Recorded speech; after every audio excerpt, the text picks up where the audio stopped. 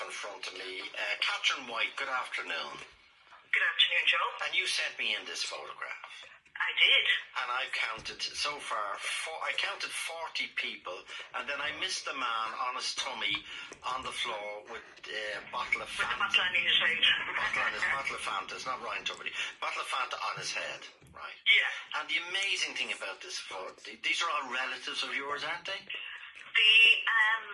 Relatives in the photo, well, it would be my mother, my father, my aunt, my uncle, my cousins, and I think it was one or two brothers. Okay. But all of them are deaf, so it would be... Everyone in that photograph, bar six of you, are deaf. Yeah. Wow. And people didn't know, and that's why your contact jumped out of us at us this morning. You say, yesterday marked a historical moment for the 3 generations of my family.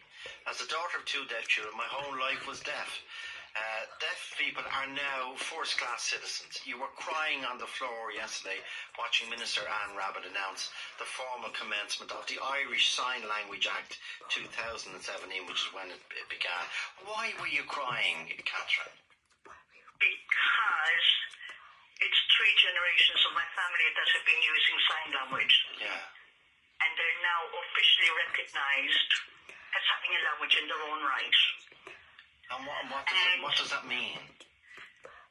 Well, in the past, deaf people were just seen as agadlofum, and they can only use a bit of signing, but they weren't given equal value. Right. And I saw that growing up, but it was a paradox because my family were fully functioning. They were parents like any other parents were. They'd be giving out to you, they'd be laughing with you, they'd be getting you out of bed and getting you to mass and all of that, and sending you to school and making sure you were clean and making sure you were fed. And then you go out into the outside world and the perception was very different of them. So when you're growing up with that, you can't quite understand, like, but why do people say that? Why did they see them that way?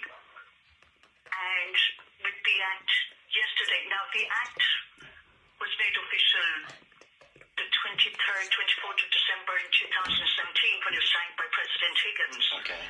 But it had taken 3 years to be implemented. Wow. So Anne Rabbitte yesterday didn't just speak to the implementation of it, she signed it.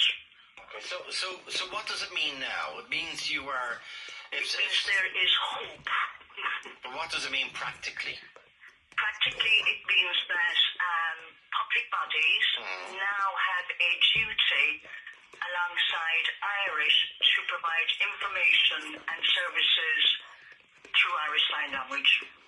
So a deaf person can go to any public department now and saying that I would like my information in sign language, and it will be provided. Okay. And that is a commitment that's been made. And it's ISL. ISL, yeah. Okay. And to explain ISL, ISL is Irish Sign Language. It's not Oscailge as such. It's the sign language that's used in Ireland to separate it from, let's say, England that has got British Sign Language and America has got American Sign Language. And that's the reason people often get confused when they're looking at the HSE press conferences. There would be a signer, but they're signing in ISL, aren't they? That's right. But when you look at the press conferences in Northern Ireland, that's one of the things I discovered when I was researching the book Children of the Troubles, because one of the children, her mother was deaf and she learned sign language. But in Northern Ireland, there are 2 sign languages. There's ISL and BSL.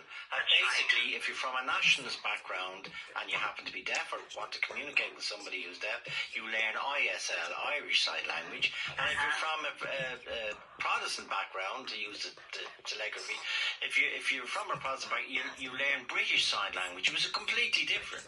That's right. And I remember the story from one person I interviewed. When you go into a dental surgery or a doctor's waiting room in Northern Ireland, you'll see a sign up saying, please let us know if you need a signer in advance. And please let us know if you want to sign her in ISL or BSL.